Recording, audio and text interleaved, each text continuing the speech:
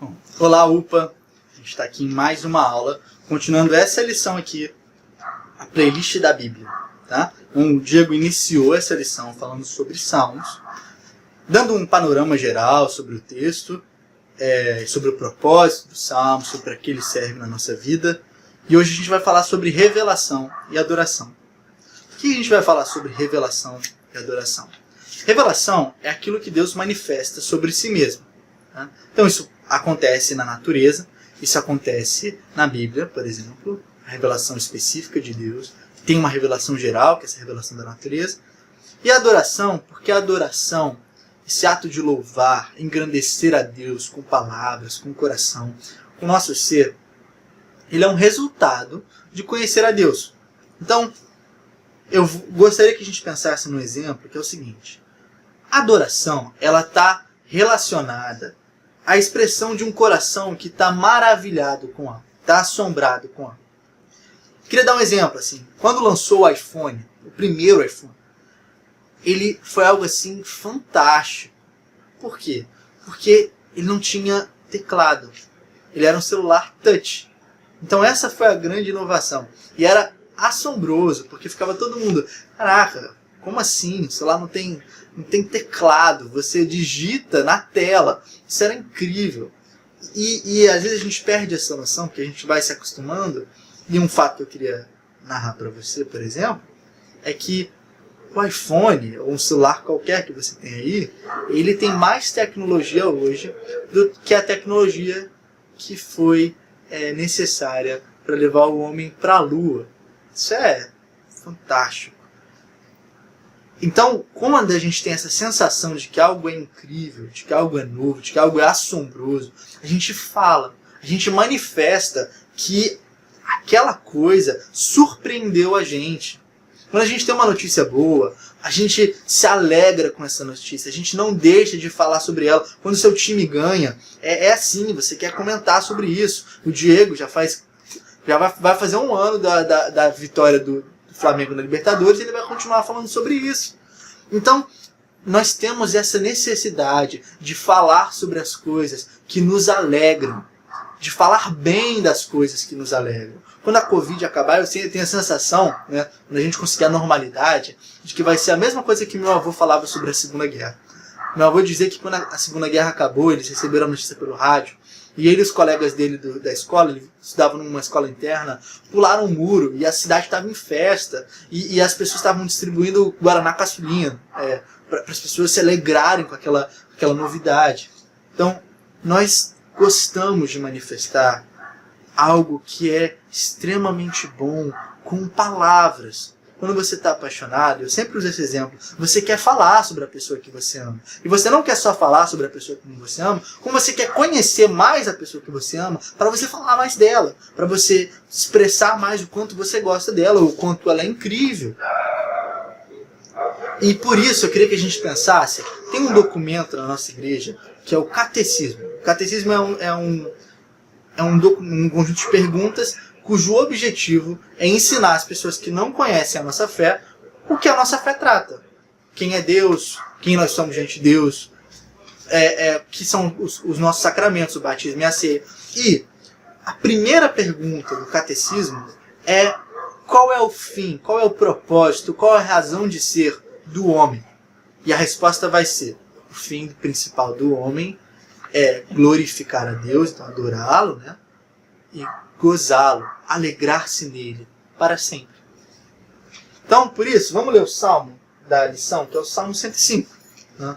Salmo 105, a partir do versículo 1, vai dizer o seguinte: deem graças ao Senhor, proclamem o seu nome, divulguem os seus feitos entre as nações, cantem para ele e louvem-no, relatem, contem todas as suas maravilhas, gloriem-se no seu santo nome, alegre-se o coração dos que buscam o Senhor.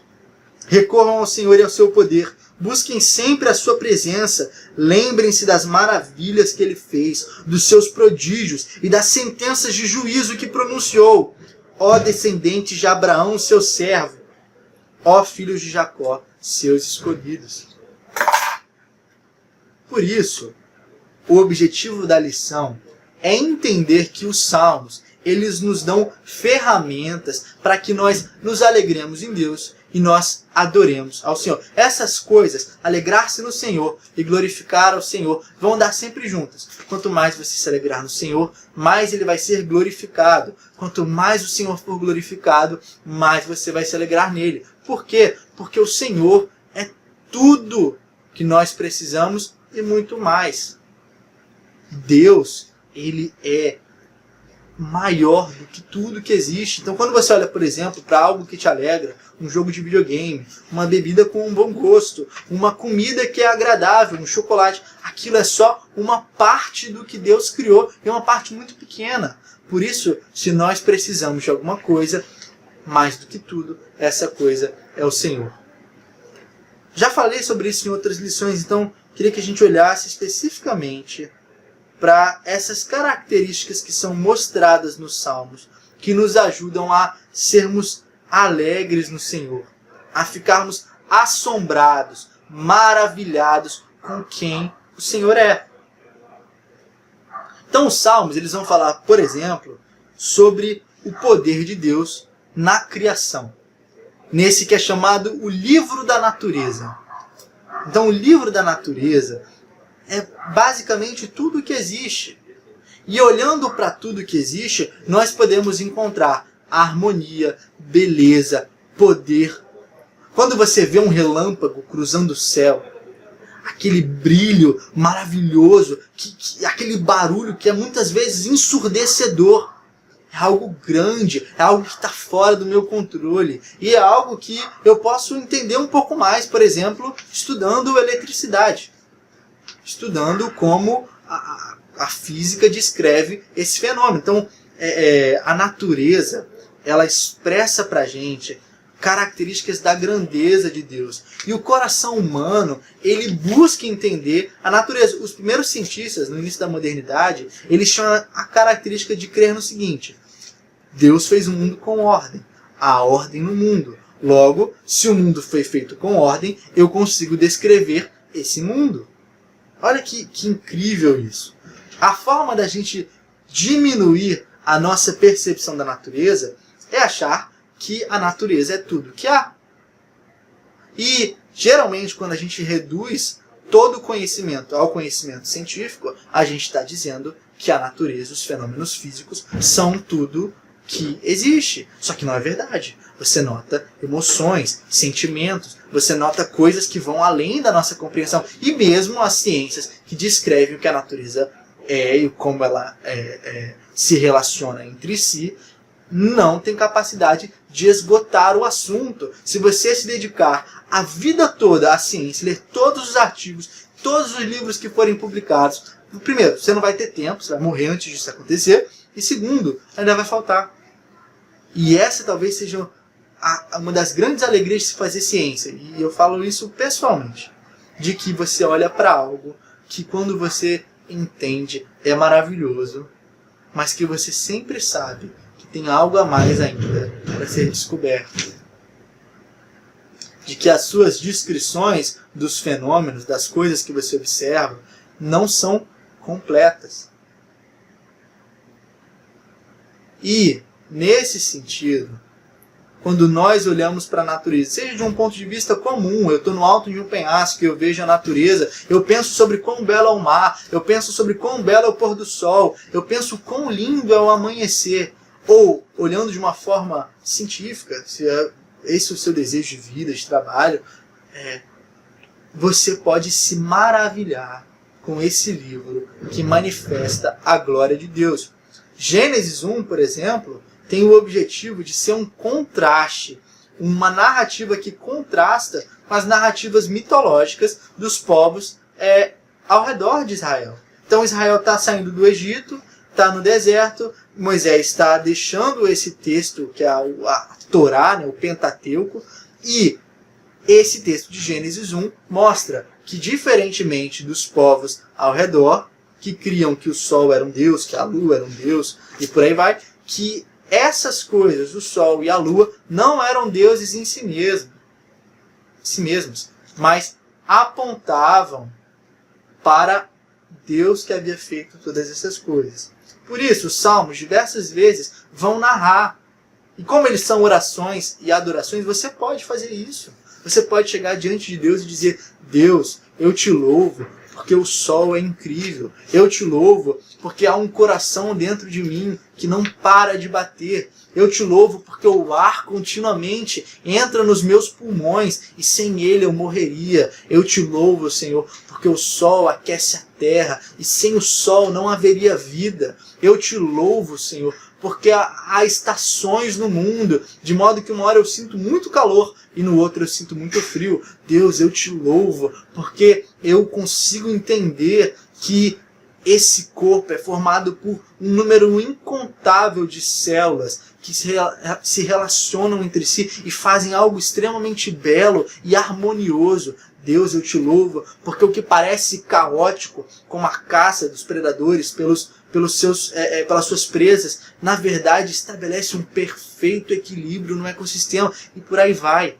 Quando a gente reduz a natureza a só fenômenos, a só coisas que acontecem, a gente perde de vista o assombro e o maravilhamento.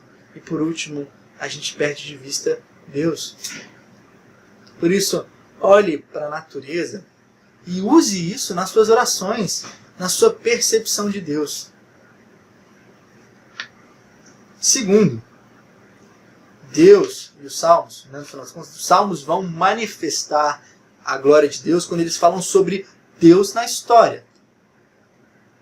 Nós, seres humanos, somos apaixonados por histórias. Nós gostamos do teatro, de músicas, de filmes, de livros que contam narrativas, que têm lógica, que têm sentido, que geralmente seguem um caminho fixo de a história vai, daqui a pouco ela tem uma parte que ali é o clímax da história, a parte mais empolgante da história e uma conclusão.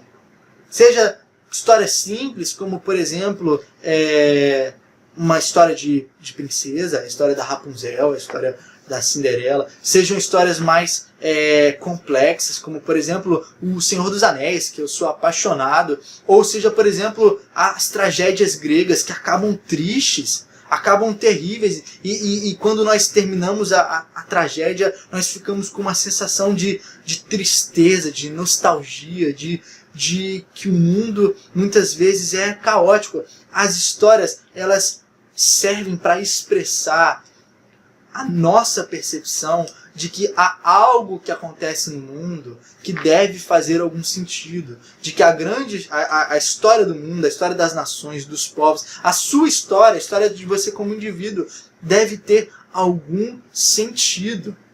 Quando a gente perde de vista isso, geralmente a literatura fica bem chata. Mas o ponto é, os Salmos vão mostrar que a história do povo de Israel, foi quem escreveu os Salmos, o povo de Israel, tinha um sentido. Eles viveram um momento de sofrimento.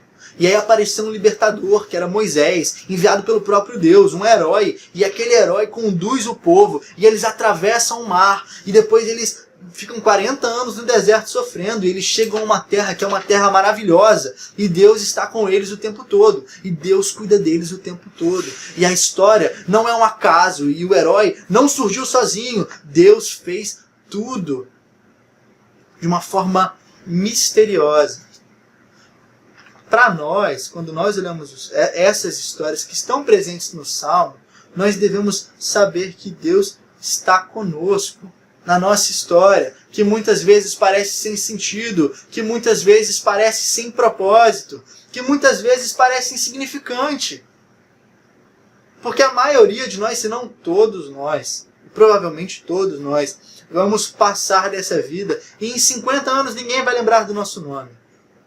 Mas nós cremos que há algo além dessa vida. Há alguém que lembra o nosso nome eternamente. Há uma vida que nos espera, que dura para sempre. E quando nós olhamos a história do povo de Israel, nós lembramos, não importa o que aconteça conosco, não importa como a nossa história seja triste, se nós estamos nos 400 anos de escravidão, nos 40 anos de deserto, ou se nós estamos na terra prometida, Deus está conosco. Mais do que isso, quando nós olhamos para a história de Israel, nós podemos ver que há ali um anúncio um spoiler alert, digamos assim, um spoiler de que há alguém que viria, que seria como Moisés, que libertaria o povo de algo muito maior do que a escravidão de mãos humanas, a escravidão do pecado, a escravidão de estar afastado de Deus. E esse alguém foi o próprio Jesus, que andou de forma perfeita, um herói que, prometido antes do mundo existir, toma para si os nossos pecados, padece a pior das mortes, carrega sobre si os pecados do mundo e ressuscita. A história da redenção. Por isso a Bíblia o tempo todo, e os Salmos o tempo todo, vão falar de histórias de redenção. A história da redenção do povo de Israel, a história da redenção através das mãos dos juízes, a história das redenções de Davi. Por isso, quando você lê as histórias que aparecem nos Salmos, pensa que Deus está presente, que aquilo anuncia Cristo e que você não está sozinho. Você pode, diante de Deus, narrar a sua própria história, reconhecendo Ele onde Ele se manifesta. E se você não consegue ver Deus manifestado na história, comece a anotar as suas orações, os seus pedidos, as coisas improváveis que você pensava que não iam acontecer e aconteceram. Comece a buscar a Deus na sua história. Nesse sentido, a gente vai falar de uma última coisa, que são os atributos de Deus. Os Salmos vão falar diversas vezes sobre aquilo que Deus é porque é. Ele é bom porque é bom. Ele é justo porque é justo. Ele é amável porque é amável. Independente do que ele manifesta, nesse sentido, afirmações categóricas do que Deus é. E isso é importante, voltando um pouco para a questão de reconhecer Deus na sua história, porque há duas formas de nós olharmos o mundo. No sentido do seguinte: eu posso usar algo como um microscópio para olhar algo muito pequeno como algo muito maior. Ou eu posso usar um telescópio para olhar algo que está muito longe, que é muito maior do que eu. Uma estrela, por exemplo, Júpiter, Saturno, que são muito maiores que a Terra. Então, quando nós olhamos para Deus na história, Deus na criação, Deus como Ele é, nós não estamos pegando o microscópio para olhar algo pequeno, algo que serve ali como uma bengala na nossa vida. Nós estamos usando um telescópio para olhar algo que é muito maior do que nós, que é muito maior do que a criação, algo que é muito mais belo do que nós imaginávamos. As estrelas são lindas à noite. Lindas. O céu pipocado de estrelas é algo maravilhoso. Mas se você pega um telescópio, se você procura no Google imagens galáxias NASA, você vai ver que aquela pequena coisas que às vezes nem aparecem no céu, são muito mais belas do que nós poderíamos imaginar. Quando nós passamos a buscar enxergar a Deus como Ele é, um Deus todo-poderoso, onipotente, justo, que se fez carne, que participou da história, um Deus que é criador e que se fez na semelhança, na forma de criatura. Nós estamos olhando para algo que parecia distante de nós e que agora se mostra muito maior do que nós imaginávamos, muito mais belo, que dá propósito, sentido, alegria à nossa vida. Nós precisamos usar essas características que os Salmos mostram. Deus na criação, Deus na história, Deus como Ele é, para conhecer e adorar esse Deus. Porque essa é a razão, o sentido de toda a felicidade que a gente vai encontrar na vida. E eu não falo felicidade, momentos alegres. Porque a verdadeira felicidade, ela é a certeza e a alegria em Deus que perdura mesmo. Perdura quer dizer que dura, se mantém, mesmo quando a vida é amarga, mesmo quando as coisas parecem não fazer sentido, mesmo quando, como Jó, tudo foi perdido, a família, o dinheiro, os filhos, os amigos, a segurança. Mas você sabe que Deus está presente, que logo logo Ele vai falar, que logo logo há uma vida eterna nos esperando. Por isso, eu queria que a gente pensasse nessa frase que eu já disse várias vezes. Duas, do C.S. Lewis e do Agostinho. Que é: se eu encontro em mim desejos que nada nesse mundo pode satisfazer, eu só posso crer que eu não fui criado para esse mundo. Isso é o Lewis. E Agostinho, que diz: criaste-nos para ti, e o nosso coração permanece inquieto enquanto não repousa em ti. Se todos os prazeres e todas as alegrias foram criadas por Deus, e ainda que nós tivéssemos todas elas, não seria suficiente. Nós só podemos entender que nós precisamos olhar e nos aproximar de Deus, que é a própria alegria. Por isso, olhe para os Salmos, procure Deus na criação, na história, nos seus atributos. Veja como isso está bem escrito nos Salmos e use isso nas suas orações, no seu dia, na sua leitura da palavra, para que você se alegre, para que você esteja mais próximo de Deus, para que, se alegrando em quem Deus é, você glorifique a Deus e cumpra o propósito da nossa humanidade, da nossa natureza. Então, eu espero que você tenha um bom domingo alegre em Deus. Que Deus te abençoe.